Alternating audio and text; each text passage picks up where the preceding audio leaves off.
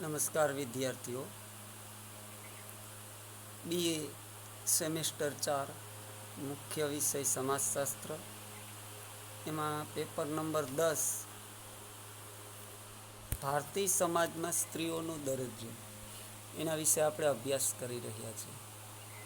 તો એમાં સ્વતંત્ર ભારતમાં સ્ત્રીઓનો રાજકીય અને શૈક્ષણિક દરજ્જો, તો એમાં જે શૈક્ષણિક દરજ્જો છે સ્ત્રીઓનો, એમાં આપણે આગળ જોયું પ્રાચીન યુગમાં સ્ત્રીઓનો શૈક્ષણિક દરજ્જો. ત્યારબાદ હવે આપણે જોઈએ મધ્ય યુગમાં સ્ત્રીઓનો શૈક્ષણિક દરજ્જો. તો મધ્ય યુગમાં જે સ્ત્રીઓનો શૈક્ષણિક દરજ્જો છે, તો મધ્ય યુગમાં બાળ લગ્ન અને પડદા પ્રથાને કારણે સ્વાભાવિક રીતે જ સ્ત્રી શિક્ષણનો આપણને અભાવ જોવા મળે છે. અર્થાત આ બે પ્રથાઓ જે છે એણે સ્ત્રીઓને શિક્ષણ મેળવવા માટે અસમર્થ બનાવી અને સ્ત્રીને શિક્ષણથી દૂર રાખેલી.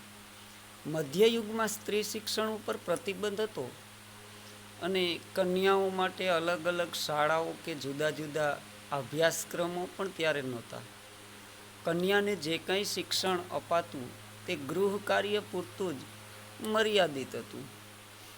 સ્ત્રીને લેખન વાંચનની કશી જરૂર નથી એવો એક સમાજમાં ખ્યાલ વિકસ્યો.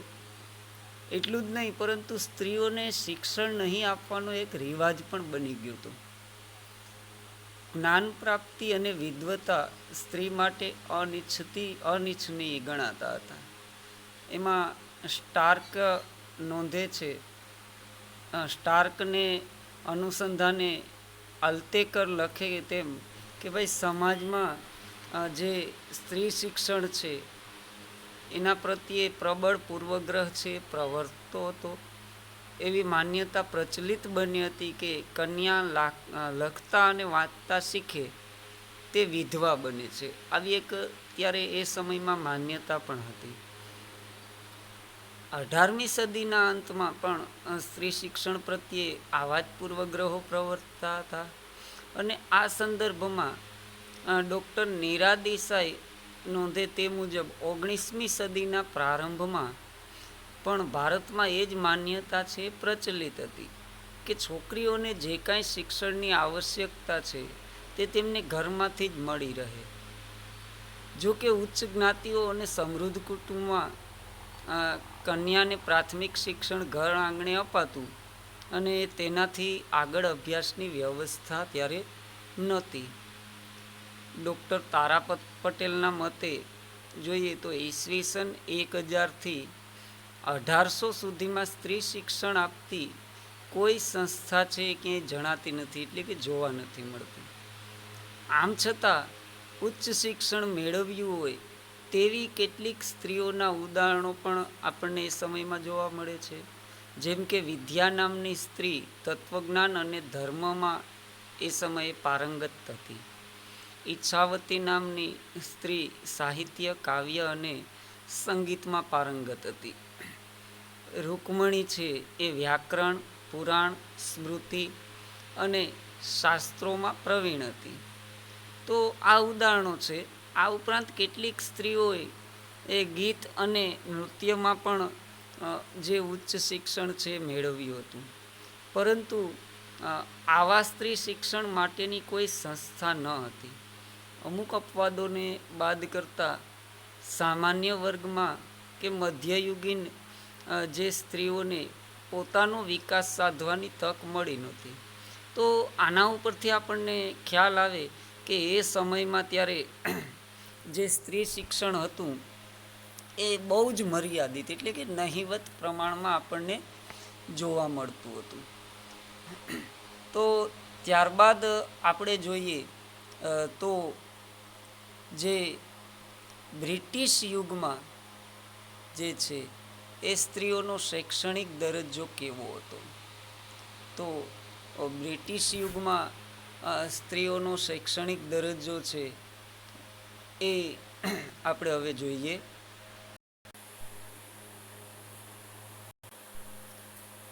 તો બ્રિટિશ યુગમાં આપણે સ્ત્રીઓનો શૈક્ષણિક દરજ્જો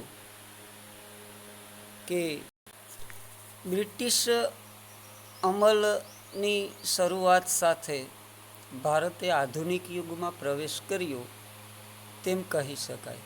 પરંતુ વૈચારિક અને જે સામાજિક દ્રષ્ટિએ જોતા રાજા રામમોહન રાયે ઉદાર શિક્ષણ બંધનમાંથી મુક્તિ, સામાજિક સમાનતા અને સ્ત્રી પુરુષ સમાનતા અને સ્વાતંત્ર્ય તથા માનવતાવાદના પાયા ઉપર સામાજિક સુધારણા માટે પ્રયાસો કર્યા અને તે દ્વારા તેમણે ભારતમાં સામાજિક ક્ષેત્રે આધુનિક યુગનું એક ઉદ્ઘાટન કરેલું.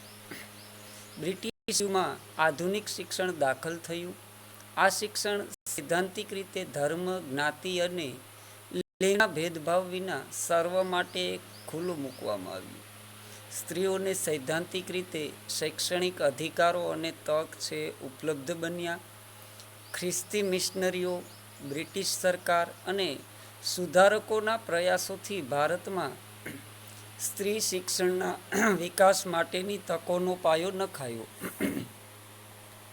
ત્યારબાદ મહાત્મા ગાંધી સુધીના નેતાઓ અને શિક્ષણ પ્રેમીઓ દ્વારા જન સામુદાયિક શિક્ષણને સમર્થન મળ્યું અને સ્ત્રી શિક્ષણને પણ ઉત્તેજન મળ્યું. જો કે 19મી સદી સુધી સ્ત્રી શિક્ષણ પ્રત્યે પૂર્વગ્રહ પ્રવર્તતા હતા. સ્ત્રી શિક્ષણને હાસ્યાસ્પદ અને ટીકાપાત્ર ગણવામાં આવતું. જે સ્ત્રીને લખતા વાંચતા આવડતું હોય તે સ્ત્રી લગ્ન પછી તરત વિધવા બને એવી માન્યતા હતી. અને બ્રિટિશ સરકારે મિશનરીઓ તેમજ સુધારકો સ્ત્રી શિક્ષણ માટેના સક્રિય પ્રયાસો કર્યા. પરંતુ રૂઢિચુસ્તોનો સ્ત્રી શિક્ષણનો પ્રબળ વિરોધ કરતા ઈસવીસન 1875ની સાલ સુધી યુનિવર્સિટી પણ સ્ત્રી શિક્ષણ વિરુદ્ધના લોકમત અને પૂર્વગ્રહના દબાણ હેઠળ સ્ત્રીના ઉચ્ચ શિક્ષણના અધિકારનો અસ્વીકાર કરતી. છેક 1877ની સાલમાં કલકત્તા યુનિવર્સિટીએ સ્ત્રીના ઉચ્ચ શિક્ષણના અધિકારોનો સ્વીકાર કર્યો. આમ 19મી સદીમાં જોઈએ આવી રીતના ઈસવીસન 19મી સદીમાં 8મા દાયકા સુધી સ્ત્રીના ઉચ્ચ શિક્ષણ પ્રત્યે પૂર્વગ્રહ અને ઉદાસીનતા એક પ્રવૃત્તિ હતી. ઈશ્વરચંદ્ર વિદ્યાસાગરે કન્યા શાળા શરૂ કરી. તેના અનુકરણ રૂપે ભારતના મોટા શહેરોમાં કન્યા શાળાઓ શરૂ થઈ અને સ્ત્રી શિક્ષણ પ્રત્યેની ઉદાસીનતા અને વિરોધ છે ધીમે ધીમે ઘટવા લાગ્યા. અને આના લીધે સ્ત્રી શિક્ષણને સમાજમાં સ્વીકૃતિ મળવા લાગી. ધીમે ધીમે કન્યા શાળાઓની સંખ્યા વધવા લાગી તથા સહશિક્ષણ પણ શરૂ થયું. શાળાઓમાં શિક્ષણ લેતી કન્યાઓની સંખ્યા છે આવી રીતના વધવા લાગી. એટલે એ છે એ ધીમે ધીમે થતાં એમાં સુધારો આપણને જોવા મળે. તો એમાં આપણે જોઈએ કે ભાઈ સ્ત્રી શિક્ષણ અંગે સુધારકોનું મંતવ્ય અને બ્રિટિશ સરકારની નીતિ કેવી હતી. તો સ્ત્રીના દરજ્જા વિષયક જે સમિતિનો અહેવાલ છે એમાં નોંધ્યા મુજબ વિશ્વમાં સ્ત્રીના દરજ્જાની સુધારણાના ચળવળના ઇતિહાસમાં પ્રારંભથી જ જે સ્ત્રી છે એ પરાધીન સ્થાનમાં પરિવર્તન લાવવા માટે એક શિક્ષણ છે મહત્ત્વનું સાધન રહ્યું હોવાનું જણાય છે.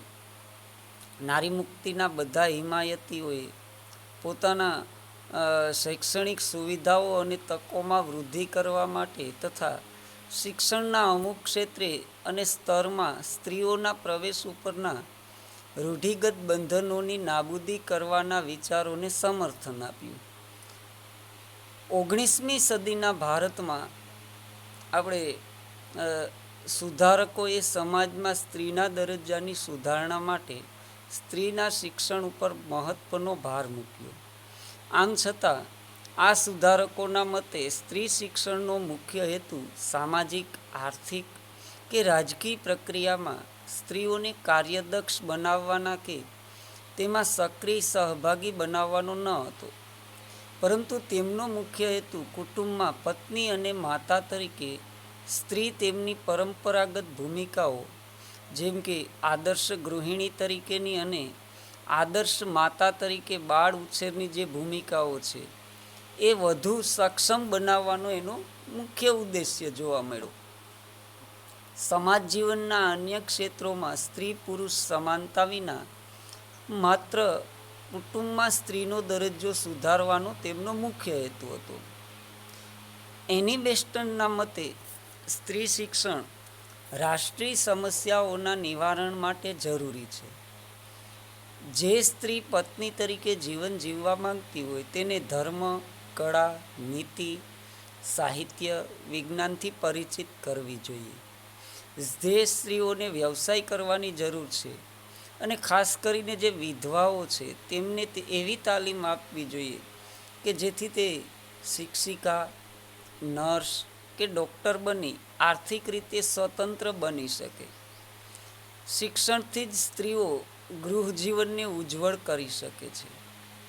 રૂઢિવાદીઓ દ્વારા સ્ત્રી શિક્ષણના થતા વિરોધ સામે સુધારકોએ એવી દલીલ કરી કે સ્ત્રી શિક્ષણ પરંપરાના બંધનોને તેમજ સમાજના મૂળભૂત એકમ તરીકે કુટુંબને વધુ મજબૂત બનાવશે. તેઓના મતે સ્ત્રી શિક્ષણનો અનાદર અને બાળ લગ્નો તથા પડદા પ્રથાએ સ્ત્રીના વ્યક્તિત્વ અને બુદ્ધિના વિકાસને અટકાવ્યા છે. સ્ત્રી શિક્ષણના અભાવમાં વિકસતા કુંઠિત અને પાંગળા વ્યક્તિઓએ કુટુંબના સુમેળભર્યા વાતાવરણ ઉપર વિપરીત અસર કરી છે. આમ સુધારકોની દ્રષ્ટિએ સ્ત્રી શિક્ષણ કુટુંબમાં સ્ત્રીઓનો દરજ્જો સુધારવાના સાધન સમાન હતું. વિશાળ સામાજિક સંદર્ભમાં કોઈ પણ ભૂમિકા ભજવવા માટે તેમજ સ્ત્રીઓને સજ્જ કરવાનો તેમાં હેતુ ન હતો. બ્રિટિશ સરકારે ભારતના સામાજિક જીવનમાં બિન હસ્તક્ષેપની નીતિ અખત્યાર કરી હતી. આથી બ્રિટિશ સરકાર સ્ત્રી શિક્ષણ અંગેની મર્યાદિત દ્રષ્ટિને સામાન્ય રીતે ટેકો આપતી. ભારતમાં સ્ત્રી શિક્ષણ અને સ્ત્રીઓના આરોગ્યની સમસ્યાને પહોંચી વળવા માટે સ્ત્રી શિક્ષકો અને સ્ત્રી ડૉક્ટરો અને નર્સની જરૂર પડી. આથી બ્રિટિશ યુગમાં સ્ત્રી શિક્ષણના કાર્યક્રમમાં સ્ત્રીઓને શિક્ષણ અને તબીબી ક્ષેત્રની તાલીમના મહત્ત્વનો સ્વીકાર થવા લાગ્યો. એટલે આવી રીતના ધીમે ધીમે બ્રિટિશ યુગમાં સ્ત્રી શિક્ષણને થોડો વેગ મળ્યો. પણ બ્રિટિશ સરકારની નીતિ ક્યાંક ને ક્યાંક એમાં આપણને થોડી સ્ત્રી શિક્ષણ પ્રત્યે હકારાત્મક છે જોવા મળે છે. તો આવી રીતના આ જે બ્રિટિશ યુગમાં સ્ત્રી શિક્ષણ બરાબર એ અહીં આપણે ટોપિક પૂર્ણ થાય. ત્યારબાદ સ્વતંત્ર ભારતમાં જે સ્ત્રીઓનો શૈક્ષણિક દરજ્જો છે એ આપણે હવે પછીથી એની ચર્ચા છે કરીશું.